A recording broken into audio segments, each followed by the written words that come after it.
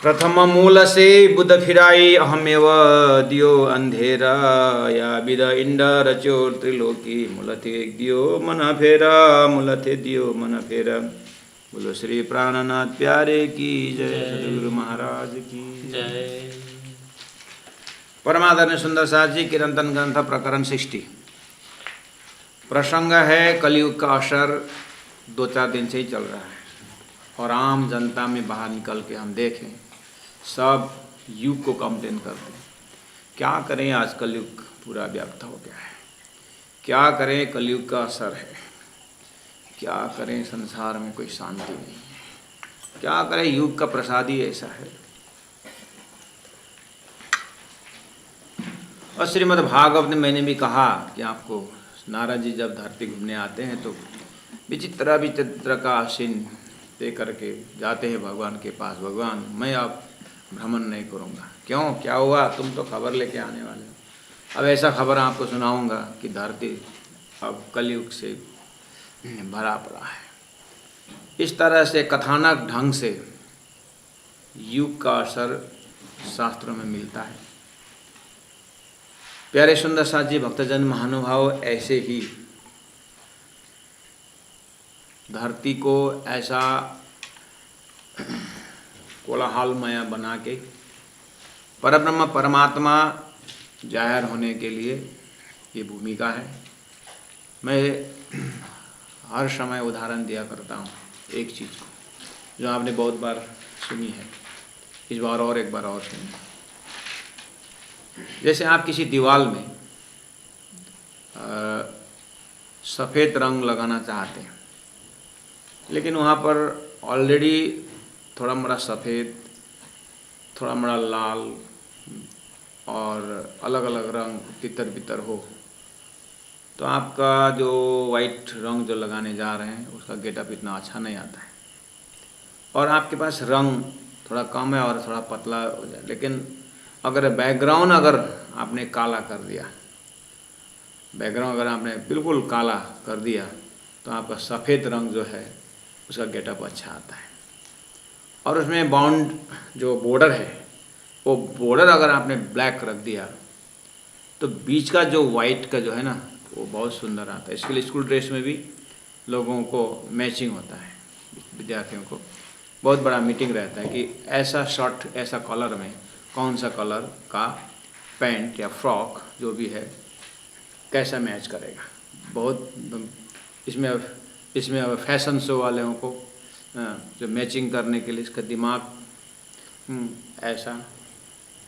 तो जैसे वाइट साड़ी हो तो वाइट साड़ी में अगर हम माताओं को पूछें कि आपको लाल साड़ी अगर आपको है तो आपको ब्लाउज़ का कैसा रंग आपको चाहिए, तो ब्लैक। तो वाइट जो एक रेड का जब हो तो फिर उसमें ब्लाउज़ जो है ब्लैक कलर का हो, श्याम रंग का हो। तो इस तरह से एक कलर मैचिंग के विषय में बहुत लोग अब आप पूछोगे फिर बहुत चालाक है ना, फिर आप महाराज को कैसे मालूम हो रहा वाइट साड़ी से ब्लैक बहुत आपको कैसे चला? आप तो ब्रह्मचारी हैं और आप कहा है बात इतने के लिए ब्रह्मचारी और गृहस्थी का क्या हिसाब किताब लगाते हैं? श्यामा जी का श्रृंगार क्या है परम धाम में? श्यामा जी के श्रृंगार में क्या है, क्या वर्णन आता है? हम परम धाम से सीखते हैं, हम संसार से नहीं सीखते हैं। कहाँ समझ रखा है?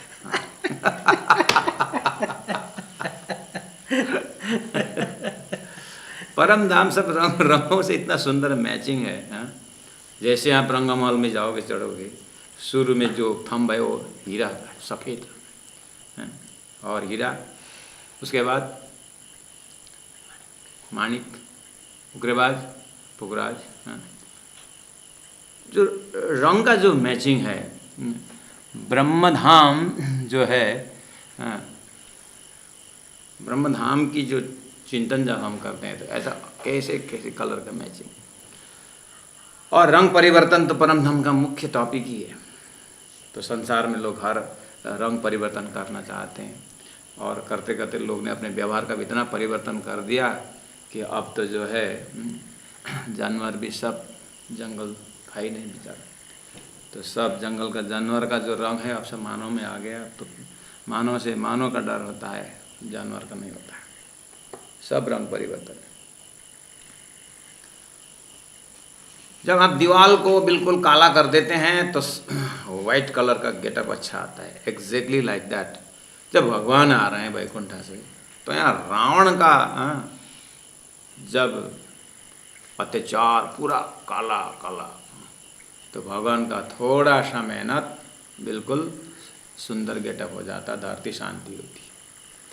आपने देखा जब बुद्ध अवतार आ रहे हैं अक्षरधाम से, अक्षर की बुद्धि संसार में आ रही है, तो संसार में कितनी अत्याचार होनी चाहिए, कितना अज्ञान का पर्दा होना चाहिए। ये सारी बात राजा ने मलोरे राय ने धर्म जातन क्यों न दौड़ा, वो सब हम देख के आए। तो यहाँ पर बुद्ध अवतार जाहिर होने के विषय में व्याख्या हो रही है कि प्रथम मूल से बुद्ध फिराई अहमेव दिव अंधेर। इस तरह से अहंकार का पूरा अंधेर धंधा लगाया या विद इंड रचो त्रैलोकी। बुद्ध अवतार के लिए प्रार्थना की गई है। साहेब के हुक्म ये वाणी गावत है महामत। ये वाणी जो गा रहे हैं, ये वाणी जो अवतरण हो रहा है धनी के हुक्म से, धनी के हुक्म ने धरती इस तरह से बिल्कुल काला अंधेरा पूरी तरह लगे हुए है। कोई साकार में मस्त है, कोई निराकार में मस्त है, कोई शून्य में मस्त है, कोई करामात में मस्त है। सबकी बुद्धि जो है इतनी जो है परब्रह्म परमात्मा से इतना दूर है कि बस वही समझ नहीं पा रहे हैं। ऐसे कन्फ्यूजन के समय में बुद्ध अवतार की जाहिर होने का प्रसंग चल रहा है सुंदर साथ जी। तो आप चौपाई नंबर 8 में हैं, 60 नंबर चौपाई के। कल 8 तक हमने बात थोड़ा सा प्राणा जी के साथ साथ चले थे, उस संसार का वर्णन कर रहे थे। तो आप देखिए अब 9 नंबर 10 नंबर हम करते जाएंगे। और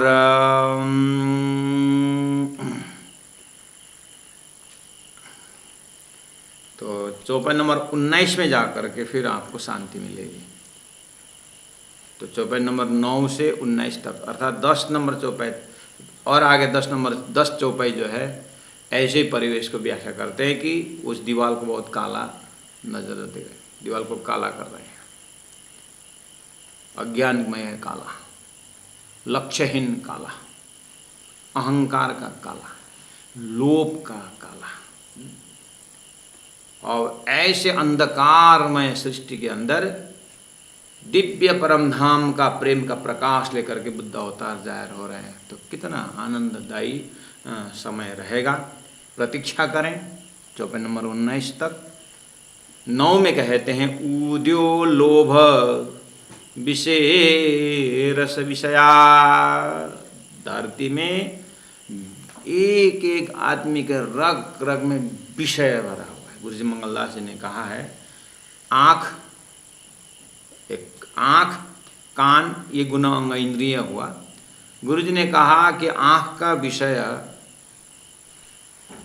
जो आप शास्त्रों में जो मिले, प्राणा जी सदगुरु का गुरु जी का सिंपल आत्मसोपान ग्रंथ में उन्होंने चार्ट बना के दिया हुआ है कि आँख का देवता सूर्य है और इसका विषय है रूप।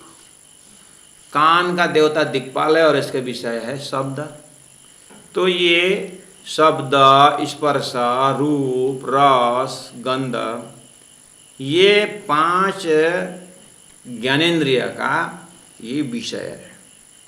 ऐसे ही वाक पानी पाद उपस्थ पायो का 5 विषय है। गुरु जी ने कहा विष प्लस य इज इक्वल टू विषय, अर्थात यह विष है। क्या? आँख के लिए रूप विष, कान के लिए शब्द विष, नाक के लिए गंध विष। अब इन्हीं गुना अंग इंद्रियों से महामती प्राणा जी इस चीज को कि जिस गुना अंग इंद्रियों से परमात्मा प्राप्त करना था, ये कली शब्द अर्थात अज्ञान शब्द ने सभी गुना अंग इंद्रियों को ढक दिया है। कोई इंद्रिय परमात्मा के तरफ ना देखता है, ना सुनता है, ना सूंघता है, ना स्वाद लेता है, ना तो ऊपर से ही इसको ढक दिया है, ऐसा महसूस करते हैं। कहते हैं उदयो लोभ विषय।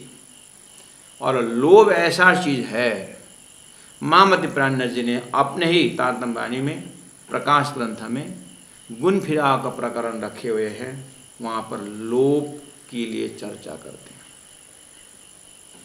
और यहाँ जो बोल रहे हैं ये लोभ, ये लालच, ये जो चीज़ है, बस कलयुग कहाँ आके बैठा है? लोभ में, क्रोध में और काम में, क्रोध में, लोभ में, छल में, कपट में, ऐसा में कलयुग आके बैठ जाता। जब परीक्षित को, जब राजा परीक्षित ने उस कली को मारने के लिए जब दौड़े थे, तो कली ने हाथ जोड़ के प्रार्थना किया था, मेरे में अच्छी चीज़ भी है। तो क्या है तेरे में अच्छी चीज़? तो बस अच्छा गुण दे करके, तो चलो ठीक है, सोने में बैठ जा करके दिया अच्छा चीज़, बस सोने में बैठने को मिला। तो राजा का मुकुट सोने का था, बैठ गया, बस परीक्षित पहुंच गए ऋषि के गले में सर्प लगाने के लिए। तो कलयुग का अच्छा भी गुण है। महामति प्राणनाथ जी वो छोटा सा कली की बात नहीं कर रहे हैं, ये विश्व बनने के पीछे बहुत बड़ा बैकग्राउंड है। ये सब मोह, अज्ञान, भ्रम। तो प्रत्येक जीव के अंदर लोभ शब्द आ गया है। तो धनी ने तो गुण फिराव के प्रकरण में लोभ को बहुत अच्छा, लोभ जब आ जाता है, लोग न मर्यादा देखता है न कुछ देखता है। प्राणी कहते हैं लोभ तो बहुत अच्छा है, गुण है। धनी के चरण में बैठ जा तू लोभ, धनी के नाम में बैठ जा तू लोभ, धनी के रूप में बैठ जा तू लोभ। लोभ ने कहा बहुत अच्छा, ठीक है। तो लोभ का असर है, जब आदमी के अंदर लोभ पैदा हो जाए, धन में हो चाहे किसी भी हो, जब लोभ बैठ जाए किसी भी हालत में, वो मुझे प्राप्त करना ही है, इसका नाम लोभ है। और वो लोभ से प्राप्त चीज के ऊपर अब अपनापन होकर के अहम भाव जग जाना, वो लालच है। इस तरह से लोभ और लालच जो अब बढ़ जाता है, कभी लोग का पेट नहीं भरता है।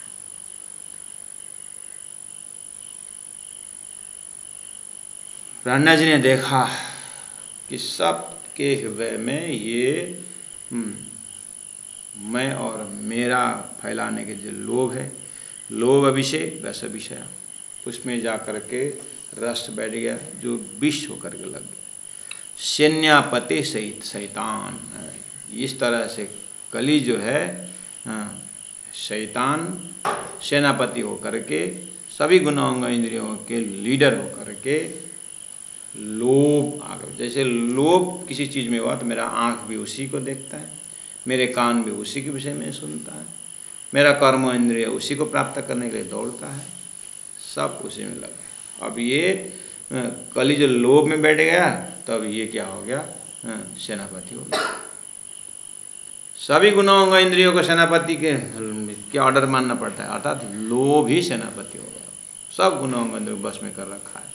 दसों दिशा आग लगाई दुनिया, जब लोभ बढ़ जाता है तो दसों ओर जो अग्नि जल रहा है, ये किस कारण?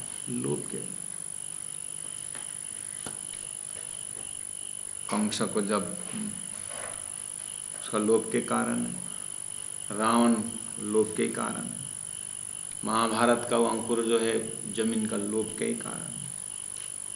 ईशावास्यमिदं सर्वम, इधर ईशावास्य उपनिषद का एक ही नंबर श्लोक पहले ही कह दिया ऋषियों ने कि ईशावास्यमिदं सर्वम यत्किंत्य जगत्यम जगत तेन त्यक्तेन भुंजीथा मा वृद कस्य स्विद्धनम्। ईशावास्यमिदं सर्वम, सभी ओर परमात्मा का वास है, परमात्मा सत्ता रूपेण सर्वत्र व्यापक है। इसलिए अब क्या करो, ऋषियों का आदेश कि तेन त्यक्तेन भुंजीथा, जीवन यापन करना है तो फिर त्याग वृत्ति से उन चीज़ों को उपभोग करो। माँ गृदा कस्य से धनम, इस चीज़ों के ऊपर तुम अपना लोभ को मत रखो। आखिर धन किसका है? कस्य से धनम, परमात्मा का है। हाँ, तुम्हें उसकी ज़रूरत से आप अपने जीवन चलाने के लिए प्रयास करो, लेकिन किसी के ऊपर दबाव मत डालो। लोभ के कारण दूसरों की हत्या हिंसा मत करो। यही तो ऋषि का संदेश है, यही तो उपनिषदों का संदेश है। अभी अभी सुनने में आया है, पढ़ने में आया है कि दुबई गल्फ कंट्री में स्कूल एजुकेशन में अभी नया उनका शिक्षा प्रणाली में उन्होंने महाभारत, रामायण और गीता का अध्ययन रखा हुआ है। महाभारत, गीता और रामायण, यानी हिंदू संस्कृति को वहाँ पर पढ़ाने के लिए अभी नया प्रणाली में शुरू किया है। इसमें एक तरफ खुशी भी है और दूसरे तरफ ये भी हो सकता है कि अब इसको तो पढ़ेंगे लेकिन कैसे बुद्धि से पढ़ेंगे वो भी है। नहीं तो ऋषि का ज्ञान किसी एक मजहब के लिए नहीं, ये विश्व के मानव के कल्याण के लिए।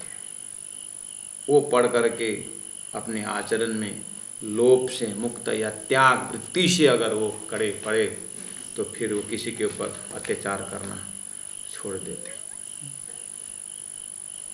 ऋषियों का कितना बड़ा प्रसाद है। तेन त्यक्तेन भुंजीथा, त्याग वृत्ति से विरक्त। मामति प्राण जी अपनी वाणी में पितक में उनका आचरण की व्याख्या करते हुए लाला जी महाराज कहते हैं कि लगा प्यार फकीरी से, वैराग्य के साथ जीना, कितना बड़ा बड़ा ज्ञान दिया हुआ है।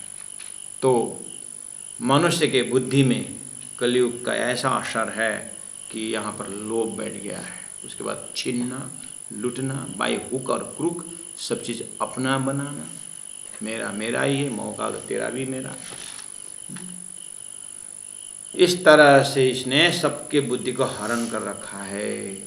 दसों दिशा आग लगाई दुनिया, शुद्ध बुद्ध कोई खोई शाम।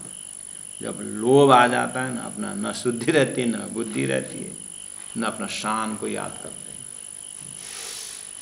इस तरह से सबके अंदर इस तरह से बुद्ध अवतार पूरा अपने तारतम्य सैटेलाइट से सारी धरती को देख रही है। कहती हैं बाड़ी व्याध स्वाद गुणांग इंद्रिय, बाड़ी बढ़ रहा है। व्याधि एक रोग है। कौन सा रोग? जन्मसिद्ध रोग को व्याधि रोग, जन्मसिद्ध रोग को व्याधि रोग कहते हैं। तो ये स्वाद गुणांग इंद्रिय, ये शरीर आने में ही इसका महाकारण है कि इससे पहले वाले जीवन में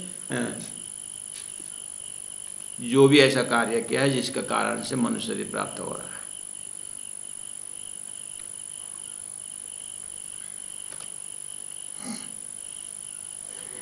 इसलिए गुणांग इंद्रियों को ही पूछिए। जन्म सिद्ध जब संसार में जो बच्चा आता है किसी भी प्राणी का, उसको उसके अंदर जो चेतन तत्व है वो पर्दा के पीछे हो जाता है, सबको शरीर ही दिखाई देता है। और शुरू होता है कि अब ये मानव का बच्चा जैसे पैदा धरती में हुआ तो प्रश्न हो जाता है कि बच्चा है कि बच्ची है, काला है कि गोरा है। शुरू हो गया संसार की भाषा। अब ये गुणांग इंद्रियों को जिस माध्यम से ये संसार में गुणांग इंद्रिय आया है, उसी माध्यम के लिए जीना और उसी को प्राप्त करना, यही लक्ष्य बन जाता है प्रत्येक जीव का। ये कारण क्या है? जीव तो चैतन्य का सत्ता है, लेकिन बहुत समय से ये प्रकृति रूप शरीर से संपर्क करने के कारण ये ऊपर से इस तरह से बनाया ही है। बड़ी व्याध स्वाद गुण इंद्री मद चढ़्यो मोह अंध। मोह में अंधे होकर के मद चढ़्यो। धन को मद जन को मद कसैलाई न गन्ने। किसी को गिनती नहीं करता। आज सत्ता में होने वाले उसी तरह से अंधे होकर के लगे हुए हैं। औरंगजेब बादशाह सत्ता में होकर के वही काम कर रहा है। और छोटा सा जो भी एक जिम्मेदारी की जब बात आती है, वो जिम्मेदारी को गलत प्रकार से प्रयोग करना, ये बुद्धि ऐसा दे रखी है। ना माता से मतलब है, ना बहन से मतलब है, ना पुत्री से, न गौरानी से। कासो नहीं संबंध। किसी के साथ, किसके साथ क्या संबंध और क्या मर्यादा से रहना है, कलयुग की बुद्धि हरण कर लेती। ऐसे खेल कुलीबल देखो रे ए जो देखना आइया तुम, खेल किया तुम्हारी खातर सुनियो सृष्टि ब्रह्म। एक बार आप दिव्य परम धाम में प्रेम संवाद में जाइए। ये अक्षर धनी ने कहा क्या करता है, असह्य दुख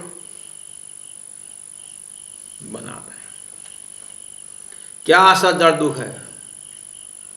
अरे वो जन्म ना मरना। ये जैसे नया नया शब्द आते गए, न कभी सुना था ऐसा धनी के मुख से, आज क्या सुनाई दिया। अब तो उसी के पीछे। अब तो ऐसा खेल बनाने वाला अक्षर कैसा है, क्या है, आप डिटेल में जानने की इच्छा हुई, आप विचार करिए। तो उस समय में या उस सेकंड से पहले के सेकंड में परम धाम में सारी चीज आत्माओं के दशा में नहीं था। तो बोले नहीं यहाँ पर खेल किया तुम्हारी खातर। खेल कैसा है? कुली बल देखो रे ये देखना आया तुम, सुनियो हो सृष्टि ब्रह्म। संबोधन किसको कर रहे हैं? जिनकी परात्म उस सच्चिदानंद स्वरूप में थे, है और वही रहे। उनको ये संसार का खेल का नाटक संसार का है, उसको जानकारी दे रहे हैं। न जाने जिंदा में कौन सुहागिन हो। यानी कहते थोड़ा सा ध्यान वृत्ति से देखो, ये आवाज़ अभी भी वही है। ये आवाज़ धनी ने जो 3 बार हमें रोका था और हम आ गया फिर वो हमारा 3 आवाज़ अभी भी कान में वही है। इस तरह से महाकारण की दशा को आप देखेंगे तो प्रेम संवाद में सारी बात कही थी। इसी का नाम है आदि अनादि फल कहो सोय। खेल बनने से पहले ही ये जानकारी दे रखी थी। तो कहते हैं खेल किया तुम्हारी खातर। अब खेल कैसा रहा? ऐसा रहा। कैसा रहा? बाड़ी व्याध स्वाद गुण इंद्री मद चढ़्यो मुह अंध। माता बहना पुत्री गोरानी कासो नहीं संबंध। किसी का ऐसा संबंध नहीं, मतलब किससे कैसा संबंध रखना चाहिए ये बुद्धि जानता नहीं है। बुद्धि जानती नहीं है। माता को दर्जा, बहन का दर्जा। जैसे एक पिक्कड़ आदमी अपने घर में भी आता है तो माँ को भी गाली देना शुरू कर देता है। ऐसे ही ये कलयुग से व्याप्त बुद्धि जो है मर्यादा उल्लंघन कर रहा है। खीना सज्जना खीना दुश्मन। थोड़ी देर में देखना बहुत सज्जन होता है और खीन में दुश्मन हो जाता है। संसार में देखिए पूरा माता पिता का सारी व्यवस्था को तिलांजलि देते हुए एक कुमारी एक पति के साथ जीवन बिताने के लिए आती है। दूसरे दिन उनको मार गिराया जाता है। दहेज के नाम पर उनको लूटा जाता है। आज सारा विश्व इस तरह से अस्त व्यस्त है। कहीं न कहीं अशांति का जड़ संबंध ही बन जाता है। संबंध से शुरू होकर के शांति से अशांति को यात्रा है। जबकि वैदिक मंत्र कहता है असतो मां सतगम्य। और 3-3 बार हर मंत्र में ओम शांति शांति शांति। अब तो ये हो ओम शांति शांति शांति। खीना सज्जना खीना दुश्मना दीवाना दाना प्रवीण। दीवाना कोई भक्त कोई दाना और कोई ज्ञानी। कोई अज्ञानी, कोई ज्ञानी, कोई भक्त, कोई अभक्त, कोई ज्ञानी। ओहो, विद विद के बंद फंद डार के। आखिर ये ज्ञानी जैसा लगता है लेकिन अहंकार में डूब जाता है, भक्त जैसा लग रहा है लेकिन अंधविश्वास में डूबा हुआ है। ये सब किसका कारण है? ऐसा लगने वाला बना देता है लेकिन वो महाकारण में क्षर पुरुष से ऊपर गया ही नहीं। इसलिए विद विद के बंद फंद, इसलिए विद विद के बंद फंद डार के। कौन? कलयुग। ठिकाना देखो,